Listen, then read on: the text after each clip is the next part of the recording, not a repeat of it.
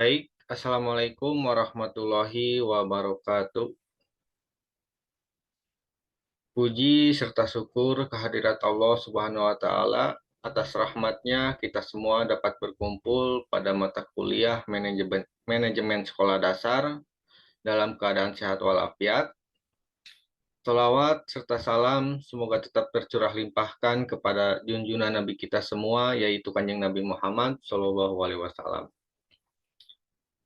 Yang saya hormati kepada Ibu Dahlia Rinepa, SPD MPD, selaku dosen mata kuliah Manajemen Sekolah Dasar, dan juga kepada teman-teman semua yang saya banggakan.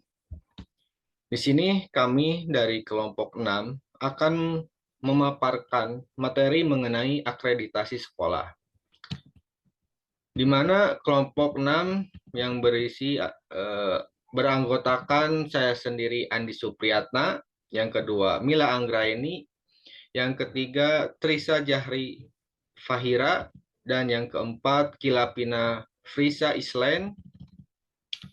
Untuk materi yang pertama akan dipaparkan oleh Kilapina Frisa. Kepada Kilapina dipersilahkan. Baik, terima kasih kepada moderator. Pertama-tama saya di sini akan menjelaskan tentang pengertian akreditasi sekolah. Nah, akreditasi sekolah ini adalah kegiatan penilaian kelayakan program dan satuan pendidikan berdasarkan kriteria yang telah ditetapkan. Akreditasi sekolah juga merupakan kegiatan penilaian yang dilakukan oleh pemerintah dan lembaga mandiri yang berwenang untuk menentukan kelayakan program ataupun satuan pendidikan pada jalur pendidikan formal dan juga non-formal, pada setiap jenjang dan juga jenis pendidikan. Berdasarkan kriteria yang telah ditetapkan sebagai bentuk akuntabilitas publik yang telah secara objektif, adil, transparan, dan juga konferensif dengan menggunakan instrumen dan kriteria yang mengacu pada Standar Nasional Pendidikan atau SNP. Menurut Permendikbud nomor 59 tahun 2012 bahwa Badan Akreditasi Nasional Sekolah Madrasah ataupun BANSM merupakan badan mandiri yang menetapkan kelayakan suatu program ataupun satuan pendidikan, jenjang pendidikan dasar dan juga menengah jalur formal dengan mengacu standar nasional pendidikan. Akreditasi sekolah juga diartikan sebagai proses penilaian secara konferensif terhadap kelayakan dan kinerja satuan ataupun satuan pendidikan yang dilakukan sebagai bentuk akuntabilitas publik. Selanjutnya,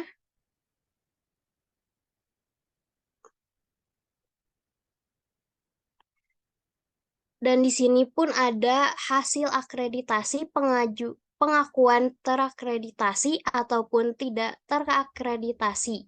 Bagi sekolah yang terakreditasi diklarifikasikan menjadi 3 tahap, yaitu yang pertama ada A ataupun amat baik. Nilainya itu 86 sampai 100, dan juga B baik nilainya 71 sampai 85, dan yang C cukup nilainya 56 sampai 70. Dan jika kurang dari nilai 56, maka sekolah tidak layak mendapatkan pengakuan terakreditasi. Dan juga ada beberapa hal yang perlu diperhatikan oleh pihak sekolah mengenai masa berlaku akreditasi yang telah diperoleh. Yang pertama itu, peringkat akreditasi berlaku selama 5 tahun terhitung sejak ditetapkan peringkat akreditasi. Yang B, sekolah wajib mengajukan permohonan reakreditasi yaitu 6 bulan sebelum masa akreditasi berakhir. Yang C, sekolah yang menghendaki reakreditasi bisa mengajukan permohonan sekurang-kurangnya 1 ataupun 2 tahun setelah penetapan akreditasinya. Lalu yang D, sekolah masa akreditasi telah berakhir dan sudah mengajukan permohonan reakreditasi, namun tindak lanjut sekolah tersebut masih menggunakan peringkat akreditasi terdahulu. Lalu yang terakhir ada sekolah masa akreditasi berakhir dan menolak untuk reakreditasi, maka peringkat akreditasinya yang terdahulu sudah tidak berlaku. Selanjutnya, saya akan menjelaskan tentang tujuan dan manfaat akreditasi sekolah. Nah, akreditasi dilakukan untuk menentukan kelayakan program dan satuan pendidikan pada jalur pendidikan formal ataupun non-formal pada setiap jenis dan juga satuan pendidikan. Akreditasi sekolah atau madrasah yang diselenggarakan memiliki beberapa tujuan sesuai dengan keputusan Menteri Pendidikan Nasional. Nah, yang pertama itu untuk memperoleh gambar kinerja sekolah yang dapat diperguna sebagai alat pembinaan, pengembangan, dan juga peningkatan mutu pendidikan. B. Untuk menentukan tingkat kelayakan suatu sekolah dalam penyelenggaraan layanan pendidikan. Dan juga selanjutnya ada A. Dapat dijadikan sebagai acuan dalam upaya peningkatan mutu sekolah atau madrasah dan rencana pengembangan sekolah atau madrasah. Dan B. Dapat dijadikan sebagai motivator agar sekolah atau madrasah terus meningkatkan mutu pendidikan secara bertahap, terencana, kompetitif, baik di tingkat kabupaten atau kota, provinsi, nasional, maupun regional dan internasional. Dan C. Dapat dijadikan sebagai umpan balik dalam usaha pemberdayaan dan pengembangan kinerja warga sekolah ataupun madrasah dalam rangka menerapkan visi, misi, tujuan, sasaran, dan juga strategi program sekolah madrasah. Dan D. Membantu mengidentifikasikan sekolah atau madrasah dan program dalam rangka pemberian bantuan pemerintah, investasi, dan juga swasta, donatur, bentuk bantuan lainnya. Dan E. Bahan informasi bagi sekolah atau madrasah sebagai masyarakat belajar untuk meningkatkan dukungan bagi pemerintah, masyarakat, maupun sektor swasta dalam hal profesionalisme, moral, tenaga, dan dana. Nah, bagi kepala sekolah madrasah ataupun hasil akreditasi diharapkan dapat dijadikan bahan informasi untuk pemetaan indikator kelayakan sekolah ataupun madrasah. Kinerja warga sekolah atau madrasah termasuk kinerja kepala sekolah selama periode kepemimpinannya. Di samping itu, hasil akreditasi juga diperlukan kepala sekolah atau madrasah sebagai bahan masukan untuk penyusunan program serta anggaran pendapatan dan juga belanja sekolah atau madrasah. Mungkin sekian dari saya kembalikan lagi kepada moderator. Baik, terima kasih atas Kilapina atas pemaparan materinya. Kita lanjutkan ke materi selanjutnya mengenai prinsip-prinsip akreditasi yang akan dipaparkan oleh Trisa. Kepada Trisa dipersilahkan. Baik, terima kasih kepada moderator. Di sini saya akan menjelaskan mengenai prinsip-prinsip akreditasi. Yang pertama ada objektif. Akreditasi sekolah atau madrasah pada hakikatnya merupakan kegiatan penilaian tentang kelayakan penyelenggaraan pendidikan yang ditunjukkan oleh suatu sekolah atau madrasah. Dalam pelaksanaan penilaian ini, berbagai aspek yang terkait dengan kelayakan itu diperiksa dengan jelas dan benar untuk memperoleh informasi tentang keberadaannya. Yang kedua, ada komprehensif. Dalam pelaksanaan akreditasi sekolah atau madrasah, fokus penilaian tidak hanya terbatas pada aspek-aspek tertentu saja, tetapi meliputi berbagai komponen pendidikan yang bersifat menyeluruh. Yang ketiga, adil. Pelaksanaan akreditasi semua sekolah atau madrasah harus diperlakukan sama dengan tidak memindahkan sekolah atau madrasah kultur, keyakinan, sosial budaya, dan tidak memandang status sekolah, baik negeri ataupun swasta. Yang keempat, ada transparan, data dan informasi yang berkaitan dengan pelaksanaan akreditasi sekolah atau madrasah, seperti kriteria mekanisme kerja, jadwal, serta sistem penilaian akreditasi, dan lainnya harus disampaikan secara terbuka dan dapat diakses oleh siapa saja yang memerlukannya. Yang kelima, ada akuntabilitas. Pelaksanaan akreditasi sekolah atau madrasah harus dipertanggungjawabkan baik dari sisi penilaian maupun keputusannya sesuai aturan dan prosedur yang telah ditetapkan.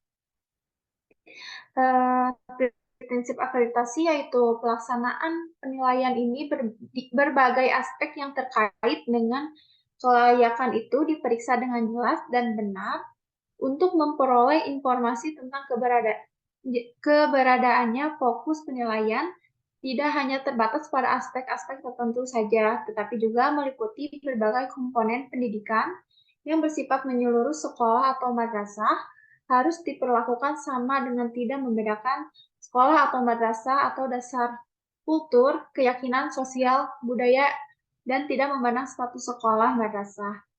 Next. Selanjutnya ada mekanisme akreditasi sekolah.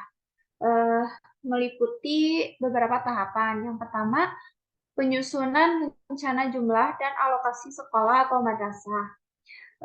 Penyusunan ini perencanaan jumlah dan alokasi sekolah atau madrasah yang akan diakreditasi dengan koordinasi Disdik Provinsi dan Kanwil Depag untuk tiap provinsi pada setiap tahunnya dan jabaran alokasi untuk setiap kabupaten atau kota. Yang kedua, pengumuman secara terbuka kepada sekolah atau madrasah.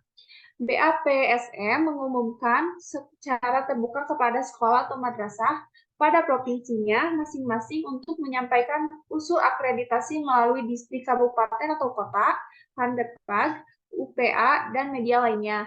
Yang ketiga, pengusulan daftar sekolah atau madrasah. Distrik, provinsi, dan kabupaten kota, Kanwil Depag dan Kandepag mengusulkan daftar nama dan alamat sekolah atau madrasah yang akan diakreditasi mengacu pada alokasi yang telah ditetapkan pada butir A. Yang keempat, pengiriman perangkat akreditasi ke sekolah atau madrasah. BAPSM mengirimkan perangkat akreditasi ke sekolah atau madrasah yang akan diakreditasi. Yang kelima, pengisian instrumen akreditasi dan instrumen pendukung. Sebelum mengajukan permohonan akreditasi, sekolah atau madrasah harus melakukan evaluasi diri terlebih dahulu. Evaluasi diri ini dilakukan melalui pengisian instrumen akreditasi dan instrumen pendukung yang telah dikirimkan oleh BAPSM. Yang keenam, pengiriman instrumen akreditasi dan instrumen pendukung. Sekolah atau madrasah mengirimkan instrumen akreditasi dan instrumen pendukung dan mengajukan permohonan untuk diakreditasi kepada BAPSM melalui UPA SM, kabupaten atau kota, atau langsung ke BAPSM bagi kabupaten atau kota yang tidak memiliki UPA SM. Yang ketujuh, penentuan kelayakan visitasi.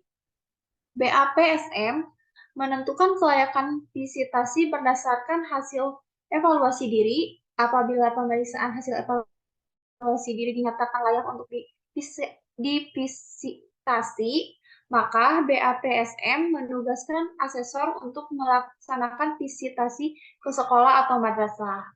Namun, apabila hasil pemeriksaan tersebut dinyatakan tidak layak, maka BAPSM membuat surat kepada sekolah atau madrasah yang berisi tentang penjelasan agar sekolah dan madrasah.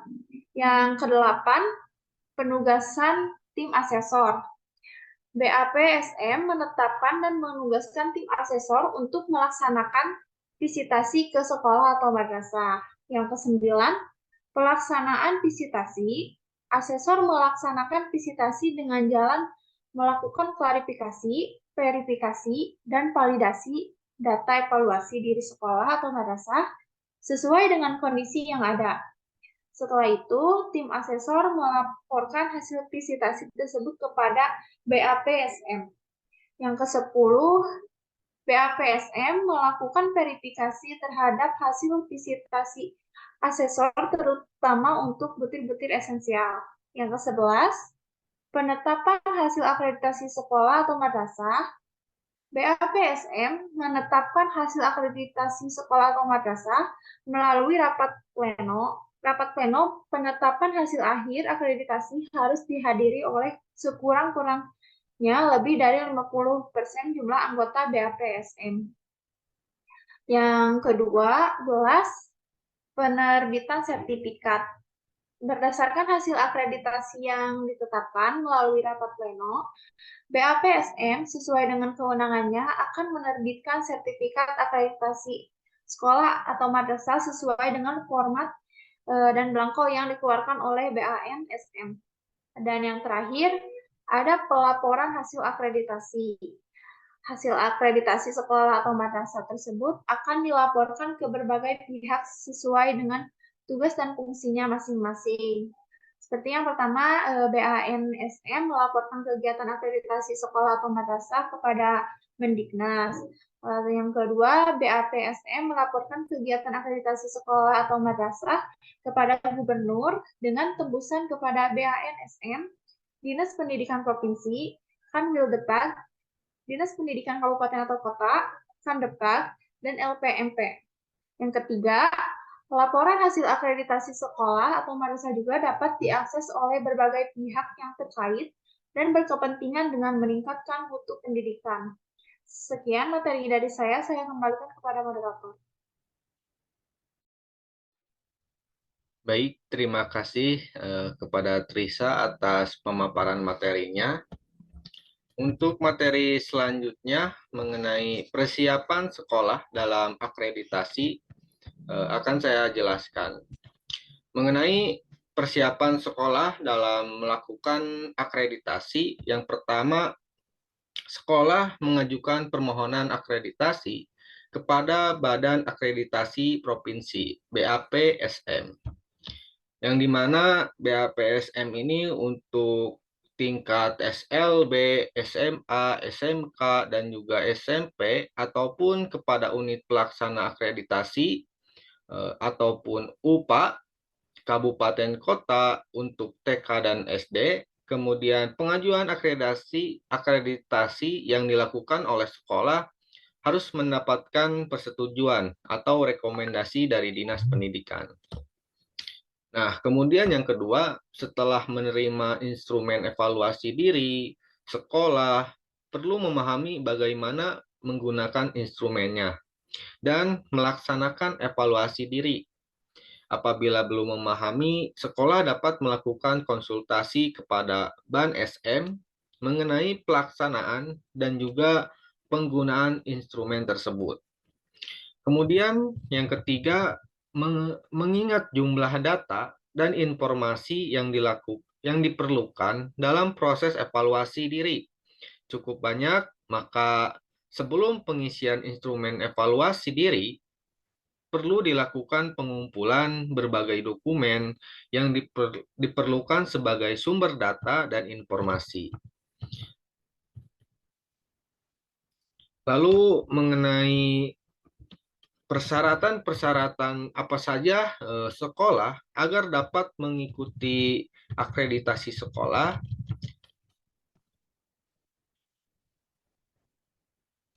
di mana yang pertama adalah memiliki surat keputusan kelembagaan UPT. Nah, yang kedua memiliki siswa pada semua tingkatan, dan yang ketiga memiliki sarana dan prasarana pendidikan. Yang keempat, memiliki tenaga kependidikan. Yang kelima, melaksanakan kurikulum nasional. Yang keenam, telah menamatkan siswa gitu.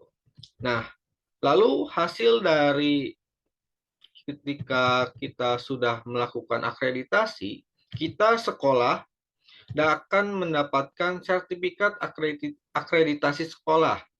Kemudian yang kedua adalah profil sekolah, kekuatan sekolah dan juga kelemahan dan rekomendasi untuk sekolah, di mana sertifikasi akreditasi sekolah adalah surat yang menyatakan pengakuan dan penghargaan terhadap sekolah atas status dan kelayakan sekolah melalui proses pengukuran penilaian kinerja sekolah terhadap komponen-komponen yang berada di sekolah tersebut berdasarkan standar yang ditetapkan BAN SM untuk jenjang pendidikan tertentu. Nah, untuk selanjutnya yaitu siapa saja pihak yang terlibat dalam sistem akreditasi sekolah. Yang pertama ada Badan Akreditasi Nasional Sekolah atau Madrasah atau BAN SM. Kemudian yang kedua ada Badan Akreditasi Provinsi Sekolah atau Madrasah atau juga sering disebut BAN SM.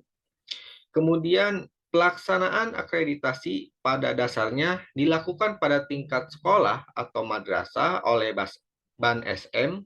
Dalam pelaksanaan akreditasi tersebut, BAN SM dibantu oleh BAPSM sesuai Permendiknas nomor 29 tahun 2005. Untuk keperluan tersebut, maka dibentuk BAPSM pada setiap provinsi. Kemudian yang ketiga ada Unit Pelaksana Akreditasi Sekolah atau Madrasah UPASM.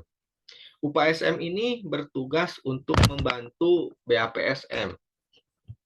Dan yang keempat ada asesor, di mana asesor adalah tenaga profesional yang telah memenuhi persyaratan untuk diangkat dan ditugasi oleh BAN SM sebagai lembaga akreditasi untuk melakukan penilaian dan visitasi di sekolah sebagai bagian dari proses akreditasi. Kemudian mengenai komponen yang dinilai dalam akreditasi. Nah, di sini ada beberapa komponen-komponen yang dinilai, yang diamati oleh pihak ataupun pihak-pihak yang melakukan akreditasi kepada sekolah tersebut, di mana komponen-komponen yang harus dievaluasi ataupun dinilai dalam akreditasi sekolah meliputi yang pertama adalah standar isi di dalam sesuai dengan Permen nomor 22 tahun 2006, di mana standar isi mencakup sasaran yang akan dicapai pada jenjang dan jenis pendidikan tertentu. Menurut Permendikbud nomor 64 tahun 2013 juga, standar isi adalah kriteria mengenai ruang lingkup materi dan tingkat kompetensi untuk mencapai kompetensi lulusan.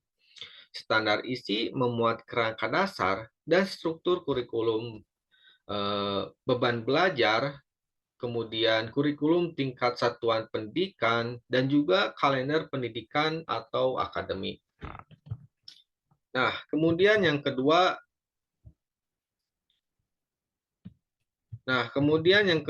ada standar proses sesuai dengan Permen nomor 41 tahun 2007, di mana standar proses adalah kriteria mengenai pelaksanaan pembelajaran untuk melakukan kompetensi lulusan.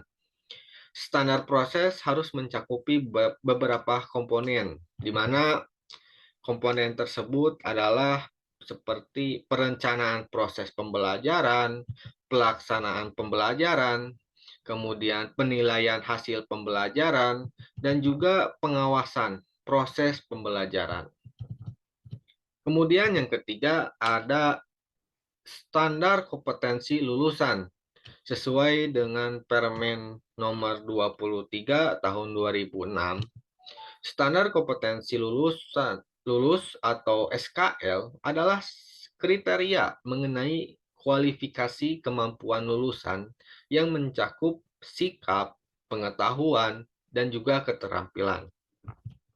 Kemudian yang keempat, ada standar pendidik dan tenaga kependidikan sesuai Permen nomor 13 tahun 2007 tentang KASEK, tentang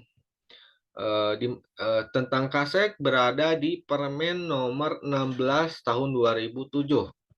Kemudian tentang guru ada di Permen nomor 24 tahun 2008 dan juga tentang tenaga ADM.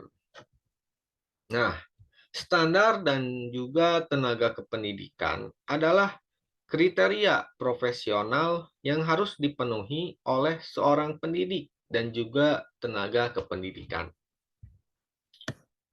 Kemudian yang kelima, ada standar sarana dan prasarana sesuai dengan Permen nomor 24 tahun 2007.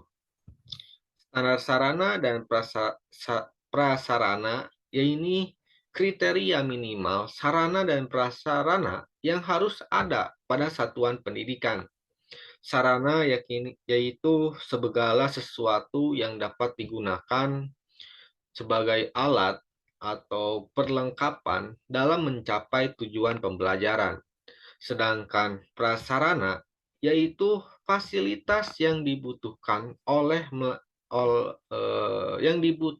untuk melaksanakan fungsi pendidikan ataupun prosesnya dalam sebuah pendidikan seperti itu. Kemudian yang nomor keenam adalah komponen standar pengelolaan sesuai dengan Permen nomor 19 tahun 2007, di mana standar pengelolaan yaitu standar dalam perencanaan, pelaksanaan, dan pengawasan kegiatan pendidikan, sehingga proses pendidikan lebih efektif dan efisien. Kemudian yang ketujuh, ada standar pembiayaan, di mana sesuai dengan PP nomor 48 tahun 2008, di mana standar pembiayaan yaitu kriteria mengenai komponen dan juga besarnya biaya yang dibutuhkan selama 1 tahun oleh sekolah tersebut. Seperti itu. Kemudian nomor 8 ada komponen standar penilaian sesuai dengan Permen nomor 20 tahun 2007. Standar penilaian yaitu kriteria mengenai lingkup, tujuan, manfaat, dan juga mekanisme serta instrumen penilaian hasil belajar peserta didik. Seperti itu. Nah, mungkin itu saja materi yang dapat saya sampaikan. Untuk materi selanjutnya mengenai dampak akreditasi sekolah terhadap peningkatan kinerja sekolah akan dijelaskan oleh Saudari Mila. Kepada Saudari Mila, saya persilahkan. Baik, terima kasih kepada moderator. Di sini saya akan menjelaskan mengenai dampak akreditasi sekolah terhadap peningkatan kinerja sekolah. Seperti yang kita ketahui bahwa akreditasi sekolah membawa dampak positif kepada seluruh warga sekolah. Antara lain, yang pertama, tumbuhnya kesadaran dari seluruh warga sekolah untuk memberikan dan meningkatkan pelayanan sesuai dengan standar atau kriteria yang ditetapkan dalam proses akreditasi. Dan yang kedua, meningkatnya kerjasama seluruh komponen sekolah untuk memberikan yang terbaik untuk sekolah. Selain dampak positif, ada juga dampak negatif dari akreditasi sekolah terhadap kinerja sekolah. Antara lain, satu, peningkatan kinerja dari suatu komponen sekolah hanya dilakukan menjelang pelaksanaan akreditasi sekolah. Setelah selesai, akan kembali seperti semula. Dan yang kedua, ada sekolah yang melakukan rekayasa data untuk mencapai nilai akreditasi yang diharapkan. Selanjutnya, Selanjutnya, di sini saya akan menjelaskan mengenai masalah yang sering terjadi saat mekanisme akreditasi diselenggarakan. Beberapa permasalahan yang sering ditemukan dalam implementasi akreditasi diantaranya ialah satu, anggaran dana. Jumlah alokasi sekolah yang akan diakreditasi setiap tahunnya tergantung dari kuota dan dana APBN yang sudah ditetapkan. Dua, banyaknya sekolah yang tersebar di berbagai daerah di Indonesia. Proses akreditasi belum sepenuhnya menjangkau seluruh sekolah yang ada di Indonesia. Yang ketiga, letak sekolah yang sulit terjangkau. Proses pengiriman form instrumen akreditasi dan data pendukung akan menjadi lambat, terutama pada saat pengembalian form instrumen yang sudah terisi. Yang keempat, kurangnya persiapan pelaksanaan akreditasi. Terkadang form instrumen dan data pendukung langsung dibawa oleh asesor pada saat melakukan visitasi, sehingga sekolah tersebut tidak memiliki persiapan yang baik. Dan yang kelima, kurangnya objektif penilaian akreditasi. Asesor terkadang kurang objektif dalam melakukan visitasi akreditasi, sehingga BAN SM harus melakukan akreditasi ulang dan mengakibatkan pemborosan waktu, tenaga, dan sumber daya. Mungkin itu saja yang dapat saya sampaikan, kurang dan lebihnya mohon dimaafkan. Saya kembalikan lagi kepada moderator. Baik, terima kasih kepada Saudari Mila atas pemaparan materinya. Untuk selanjutnya, mungkin langsung pada kesimpulan ya, simpulan pada pembahasan kali ini mengenai akreditasi sekolah. Setelah kita mengetahui mengenai pengertian akreditasi sekolah, kemudian tujuan dan manfaat akreditasi, dan juga prinsip-prinsip akreditasi, kemudian mengenai mekanismenya akreditasi seperti apa, kemudian persiapan apa saja yang harus dilakukan oleh sekolah ketika akan melakukan akreditasi, kemudian persyaratan-persyaratannya seperti apa yang harus disiapkan oleh sekolah, kemudian komponen-komponen apa saja yang dinilai ketika kita diakreditasi. Kemudian telah kita bahas juga mengenai permasalahan-permasalahan yang ada ketika pelaksanaan akreditasi di sekolah. Jadi, dengan adanya akreditasi sekolah akan memacu sekolah untuk terus melakukan perbaikan terus-menerus, baik sekolah yang telah terakreditasi baik maupun yang masih rendah.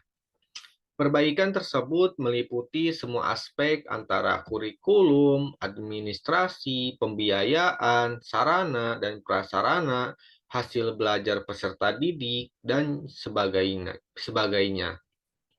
Dengan demikian, apa yang diharapkan oleh sekolah dapat terwujud dan dapat meningkatkan mutu pendidikan di sekolah tersebut dan juga dapat mencapai tujuan pendidikan nasional. Nah, bagi kepala sekolah atau madrasah, hasil akreditasi diharapkan dapat dijadikan bahan informasi untuk pemetaan indikator kelayakan sekolah, kemudian kinerja warga sekolah, termasuk kinerja kepala sekolah selama periode kepemimpinannya. Di samping itu, hasil akreditasi juga diperlukan sebagai kepala sekolah ataupun madrasah sebagai bahan masukan untuk penyusunan program serta anggaran pendapatan belanja sekolah. Kemudian bagi guru, hasil akreditasi ini merupakan dorongan untuk selalu meningkatkan diri dan juga bekerja keras dalam memberikan layanan terbaik bagi peserta didiknya, guna mempertahankan dan meningkatkan mutu sekolah ataupun madrasah. Kemudian secara moral, guru senang bekerja di sekolah yang diakui sebagai sekolah atau madrasah yang bermutu. Kemudian bagi masyarakat dan khususnya orang tua peserta didik, hasil akreditasi ini diharapkan menjadi informasi yang akurat tentang layanan pendidikan yang ditawarkan oleh setiap sekolah atau madrasah, sehingga secara sadar dan bertanggung jawab masyarakat dan juga khususnya orang tua dapat membuat keputusan dan pilihan yang tepat dalam kaitannya dengan pendidikan anaknya sesuai kebutuhan dan kemampuannya. Kemudian bagi peserta didik, hasil akreditasi akan menumbuhkan rasa kepercayaan diri bahwa mereka memperoleh pendidikan yang baik dan harapannya sertifikat dari sekolah atau madrasah yang terakreditasi merupakan bukti bahwa mereka menerima pendidikan yang bermutu. Nah, mungkin kesimpulan dari pembahasan kita hari ini kelompok 6 mengenai akreditasi sekolah itu saja. Kami mohon maaf apabila ada perkataan yang kurang berkenan dan juga materi yang kurang jelas. Kami mohon maaf. Kami ucapkan terima kasih atas perhatiannya. Wabillahi taufiq wal hidayah. Wassalamualaikum warahmatullahi wabarakatuh.